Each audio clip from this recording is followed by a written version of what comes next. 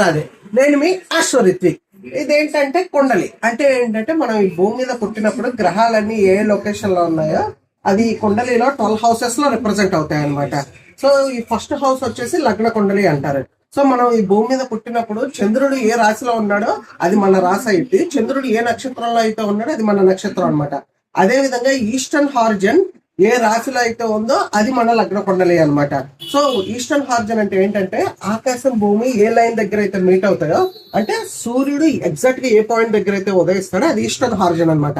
ఈ eastern Horizon దగ్గర మనిషి పుట్టినప్పుడు ఈస్టర్న్ హార్జన్ దగ్గర ఏ రాశి అయితే ఉంటుందో అది మన లగ్న కుండలి అనమాట. ఒకవేళ ఈస్టర్న్ హార్జన్ దగ్గర పుట్టినప్పుడు తుల రాశి ఉంటే వాళ్ళకి ఏంటంటే తుల లగ్న కుండలి అంటారు. అంటే ఫస్ట్ హౌస్ లో తుల రాశి ఉంటది, అంటే 7 తో రిప్రజెంట్ అయితే తులరాశి 7. దాని తర్వాత ఈ యాంటీ క్లాక్ వైజ్ డైరెక్షన్ లో 8, 9, 10, 11, 12 అలా 12 దాకా వెళ్తూ ఉంటాయి అనమాట. అది సో తుల లగ్న కుండలి వాళ్ళ క్వాలిటీస్ ఎలా ఉంటాయంటే అది చాలా బ్యాలెన్స్డ్ గా ఉంటారు అనమాట. చాలా ఫెయిర్ గా, ఆర్టిస్టిక్ గా, చాలా స్టైలిష్ గా ఉంటారు అనమాట.